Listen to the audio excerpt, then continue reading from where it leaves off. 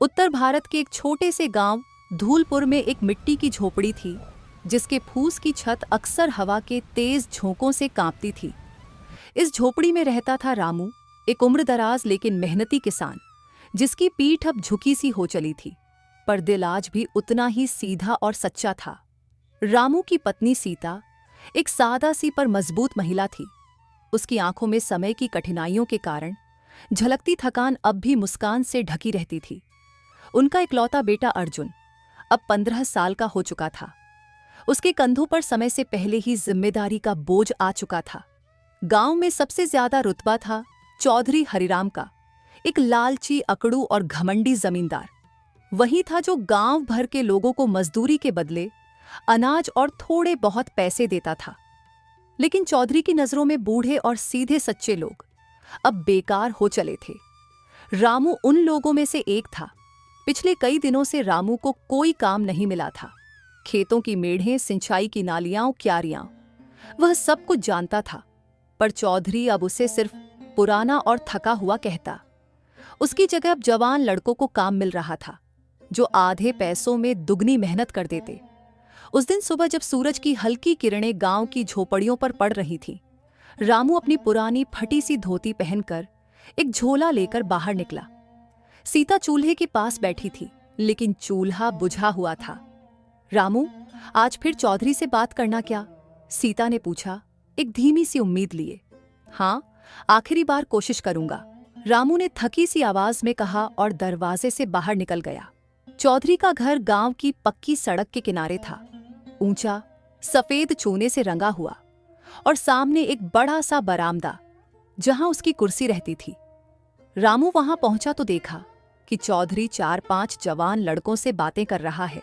चौधरी साहब, रामू ने सिर झुकाकर कहा, कुछ काम मिल जाता क्या आज? चौधरी ने ऊपर से नीचे तक उसे देखा। आंखों में घृणा नहीं, बल्कि तिरस्कार था।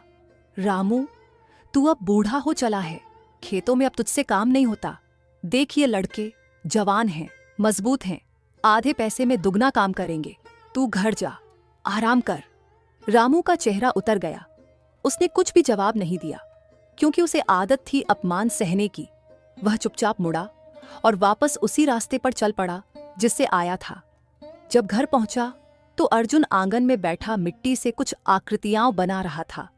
सीता दरवाजे पर खड़ी थी। उसने बिना पूछे ही रामू के चेहरे से समझ लिया कि काम नहीं मिला। रामू, सीता ने सिर्फ नाम लिया, बाकी सब कुछ उसकी आंखों ने कह दिया। रामू ने धीरे से कहा, घर में थोड़ा राशन बचा है, पर लकड़ियां नहीं है, चूल्हा नहीं जल सकता। तभी अर्जुन तेजी से उठा और बोला, बाबा, अब मैं काम करूंगा। गांव में बहुत जगह मजदूरी मिलती है, चौधरी न सही, किसी और के खेत में सही।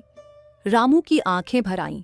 नहीं बेटा, ये तेरी उम्र नहीं है, ये खेलने, पढ़ने और सपने देखने की उम्र है।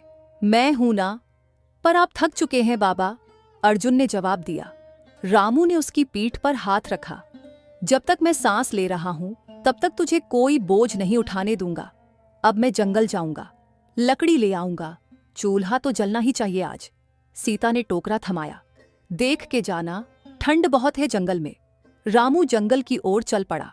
ठंडी हवा चेहरे पर सीधी लग रही थी। खेतों की मेढ़े पार करता हुआ वह पगडंडी पर चलने लगा।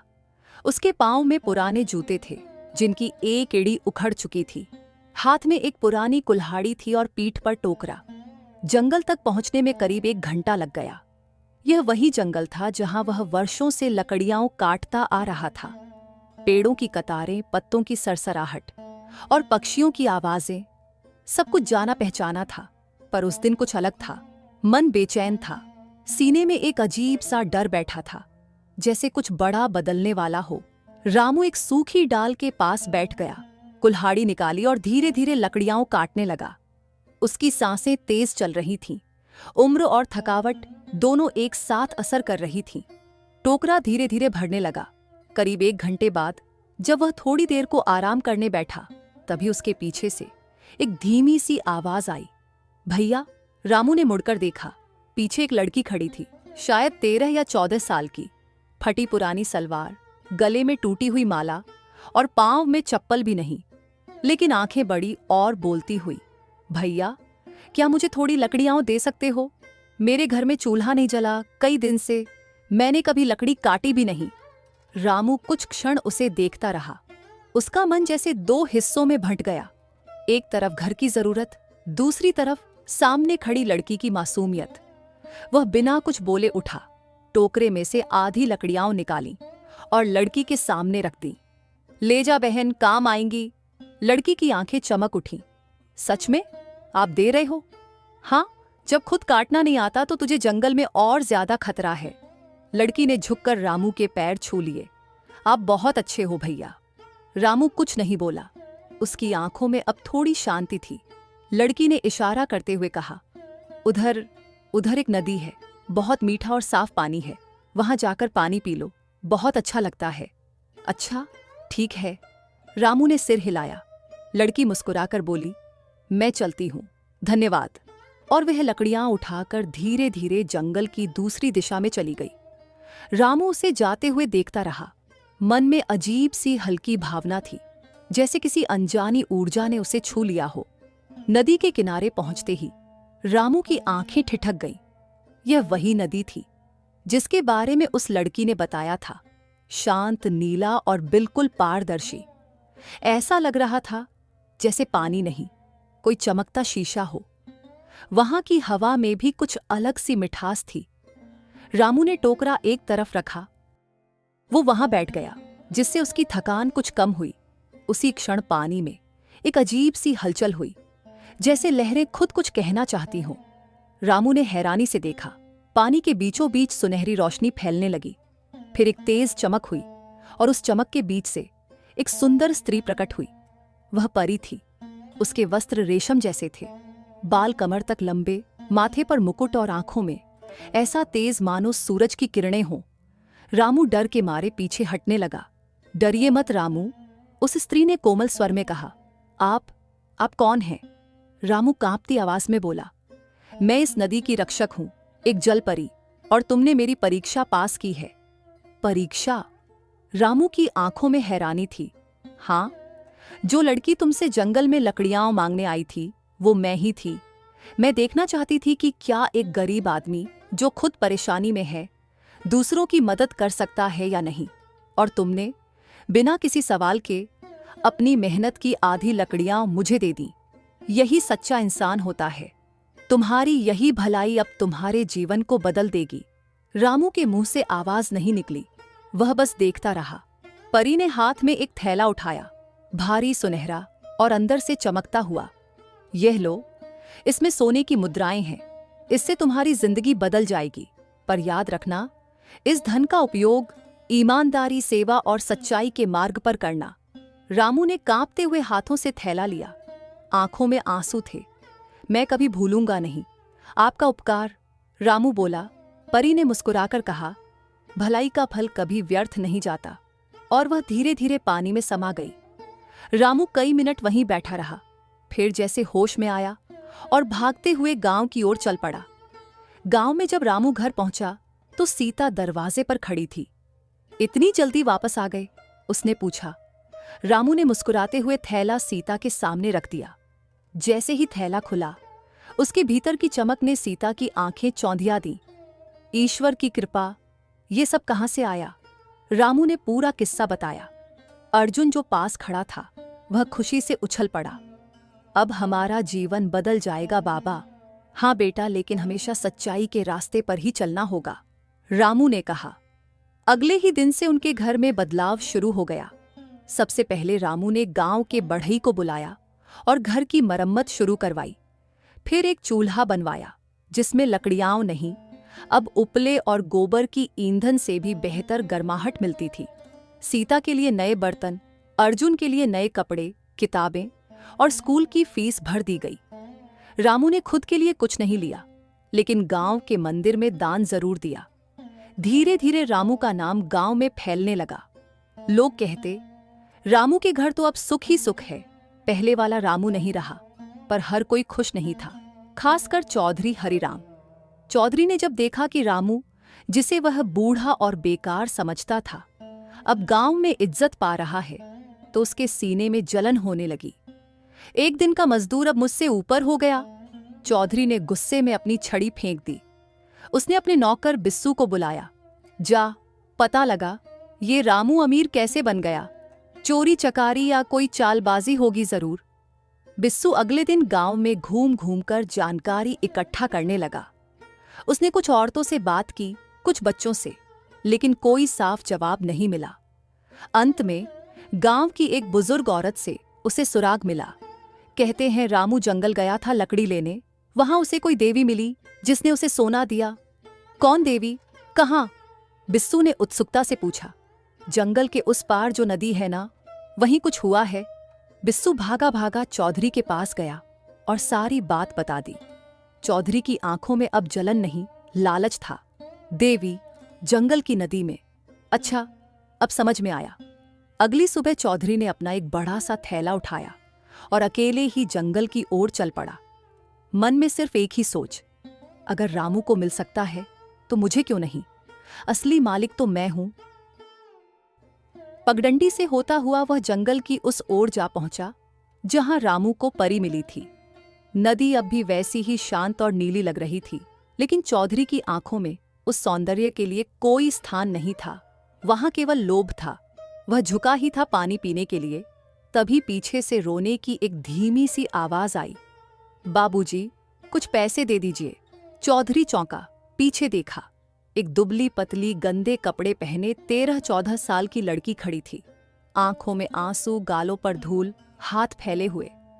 कई दिन से कुछ नहीं खाया बाबूजी, 2 पैसे दे दो, रोटी खा लूंगी।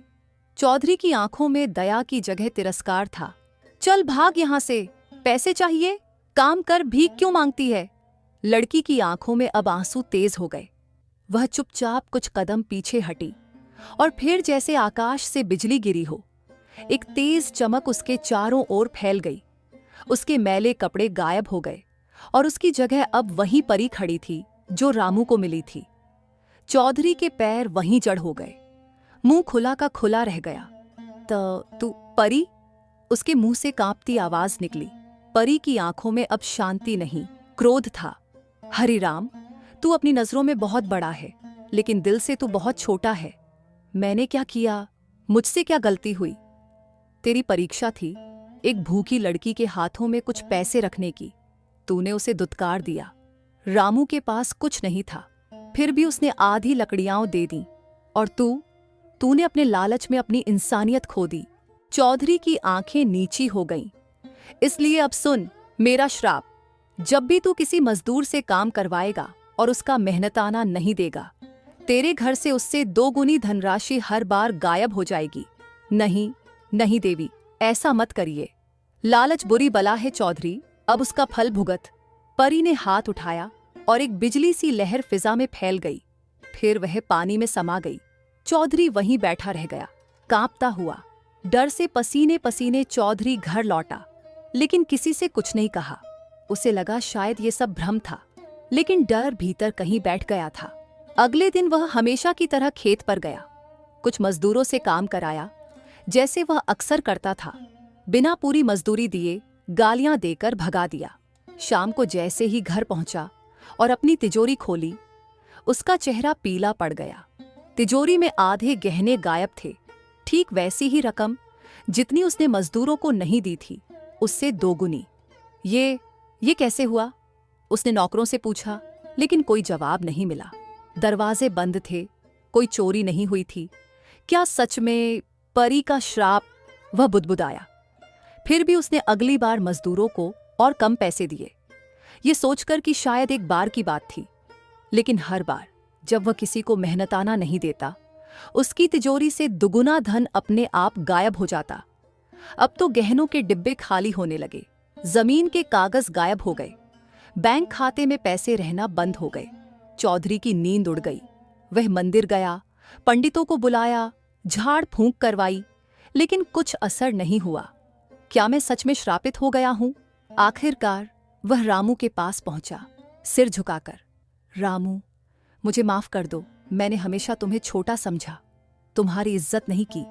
अब समझ में आया, धन बड़ा नहीं होता, दिल बड़ा होना चाहिए। रामू ने शांत स्वर में कहा, मैंने आपको कभी बुरा नहीं समझा चौधरी जी, लेकिन भगवान हर किसी को सबक देता है। मैं अब क्या करूं? जाओ, उस नदी पर फिर से जाओ और सच मन से माफी मांगो। शायद देवी तुम्हें माफ कर दे।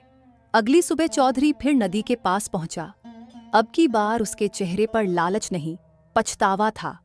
वह जमीन पर घुटनों के बल बैठ गया। देवी, मुझसे गलती हुई। मैं लालच में अंधा हो गया था। मुझे माफ कर दीजिए। मैं अब बदल चुका हूं।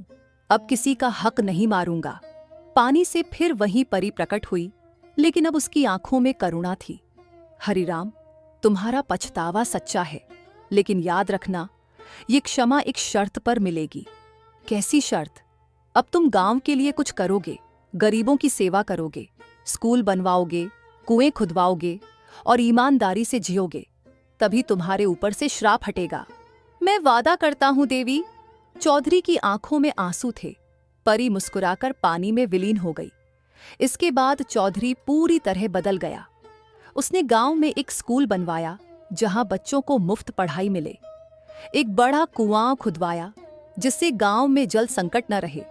गरीबों के लिए अस्पताल और अनाज वितरण केंद्र खोले। रामू को उसने गांव की समिति का मुखिया बना दिया। अब गांव में लोग कहते थे, रामू और हरिराम दोनों सच्चाई की मिसाल है। और चौधरी हर जगह जाकर बस एक ही बात दोहराता था, लालच बुरी बला है। जो दूसरों के हक को मारता है, उसका अपना भाग्य भी रूठ जाता है। ये कहानी यहाँ समाप्त होती है। उम्मीद है कि आपको ये पसंद आई होगी। ऐसी कहानियों के लिए कृपया हमारे चैनल को सब्सक्राइब करें। धन्यवाद।